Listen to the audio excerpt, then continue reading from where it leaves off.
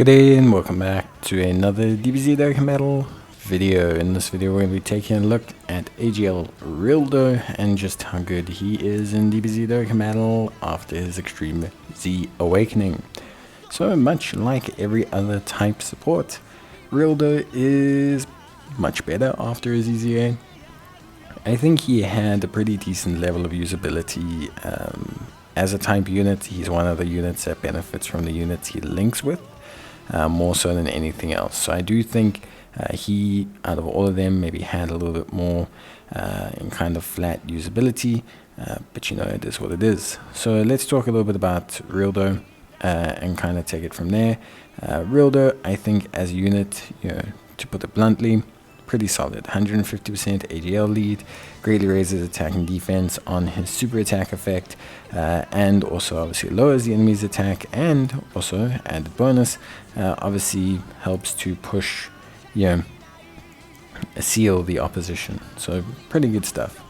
In terms of his passive, same as every other support type unit, so keep +3, attack and defense at 10% for AGL types, 50% additional support for extreme AGL, randomly changes key spheres to AGL key spheres, crit chance 20% or 10% up with each AGL key sphere, an additional 20% attack and defense for every AGL key sphere, 50% for every other key sphere, changes all key spheres to AGL when HP is 50% or less, and of course gives guards all attacks when there are 3 or more AGL type units on the team.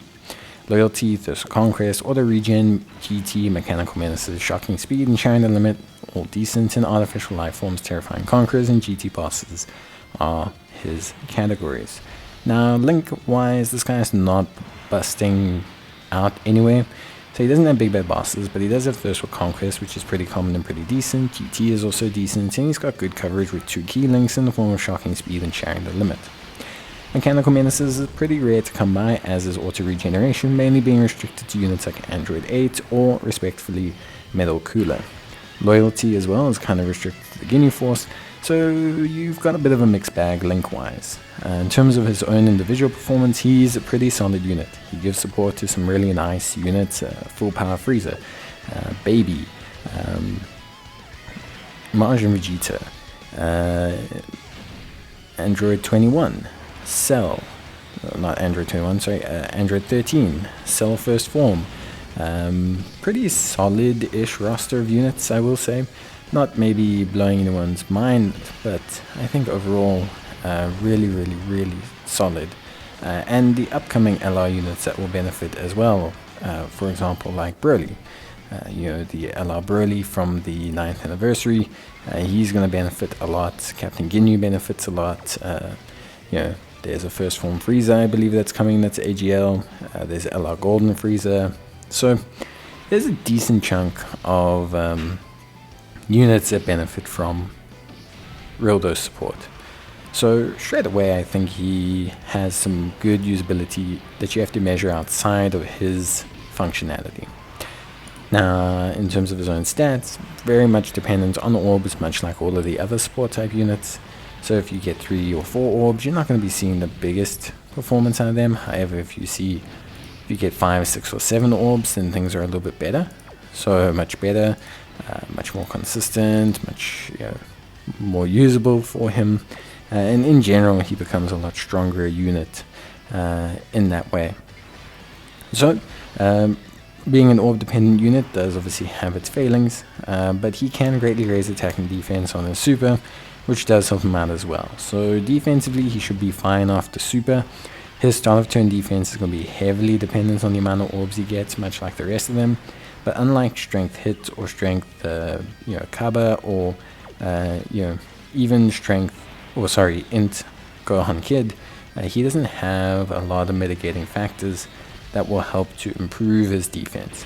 He is basically just highly dependent on getting a decent number of orbs. With that being said, he does change orbs, but I find that changing orbs is a fairly, when you only have 1 orb changer, you're gambling on a bit if you're expecting to get 8 or 9 orbs every single run.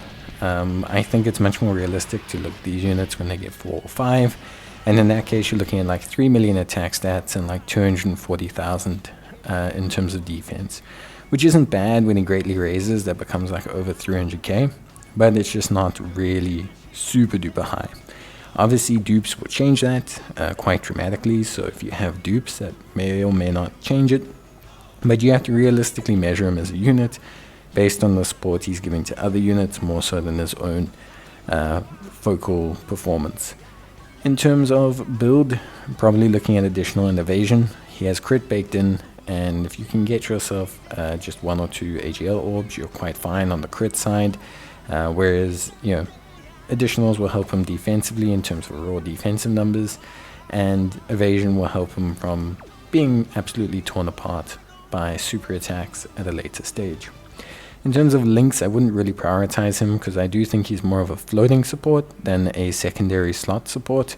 But Thirst for Conquest, GT, Shocking Speed, and Sharing the Limit, probably your focal points. Mainly Thirst for Conquest and Shocking Speed. That'll help out a lot of units. Auto regen, it's nice to get if you can get it, but it's more a Metal Cooler thing. Mechanical Menaces, again, more of an Android 8/16 thing. And then you have Loyalty, which is more of a GNU Force thing. You'll get 1 or 2 of these, depending on who you link them with. But really, if you can get Thirst for Conquest and either Sharing the Limit or Shocking Speed, you're kind of done most of the work. And if you can throw GT in on the GT team, or with a unit like Baby, then you pretty much got all the big heavy hitting links. But that's it from me. I hope you enjoyed the video, and I'll see you guys next time. Till then, bye.